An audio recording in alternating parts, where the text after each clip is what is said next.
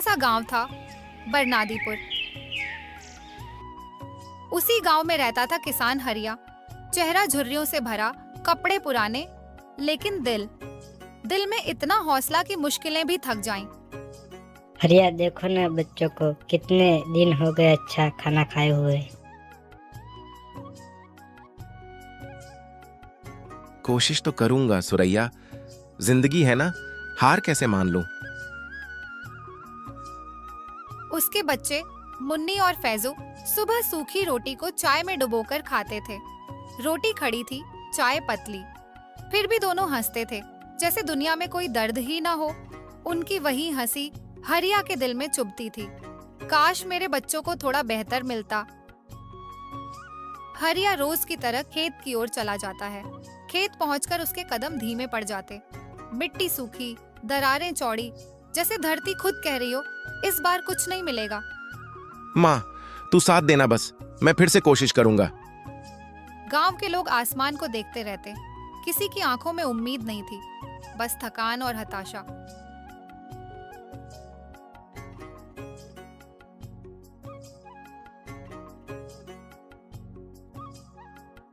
अरे हरिया, तू भी ना पागल ही समझ ले खुद को। हर साल सूखा पड़त रहा, फिर भी तेरे दिल में उम्मीद जिंदा है। उम्मीद ही किसान की असली शक्ति होती है भाई। यदि यही न रहे तो मनुष्य तो कब का टूट चुका होता।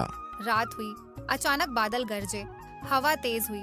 पीली रोशनी में काले बादल डरावने लग रहे थे। बच्चे दौड़कर बाहर आए। मुन्नी चिल्लाई, अम्मा पानी आएगा।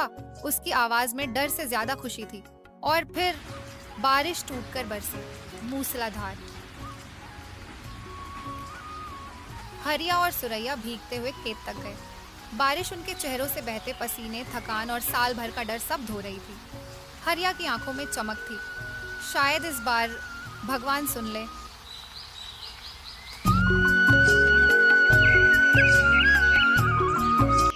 सुबह मिट्टी महक रही थी।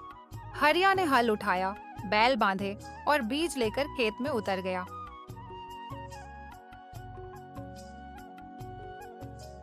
चल सुरैया, सपने फिर से बोते हैं। गांव वाले दूर खड़े देखते हैं। कभी कोई कहता, अरे भाई, ये मानुस थकता नहीं क्या?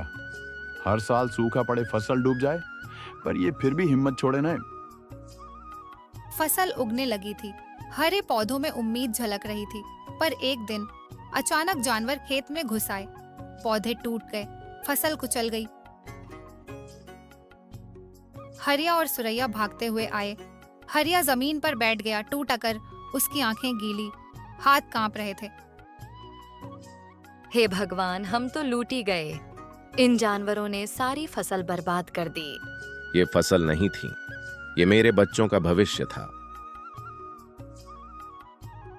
घबराहट और दर्द के बीच वह बीमार पड़ गया। खांसी, तेज बुखार, बदन कांपता था।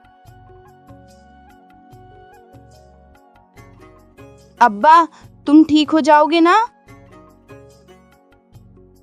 हाँ बेटिया, अभी बहुत काम करना है मुझे।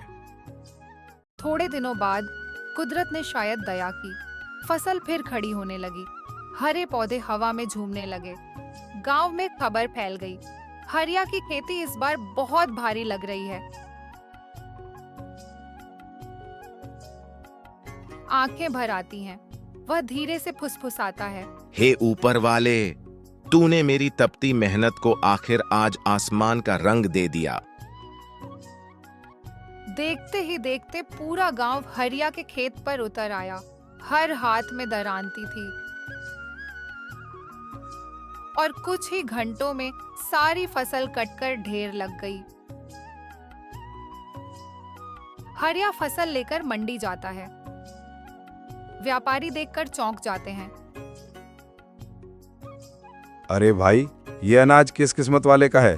देख तो सही, सोने जैसी चमक है इसकी। लगता है इसके पीछे किसी की सालों की मेहनत, पसीना और दुआएं लगी है। ये अनाज भाई किसान हरिया का है। बहुत मेहनत से पकाया है इसने। बोली शुरू होती है।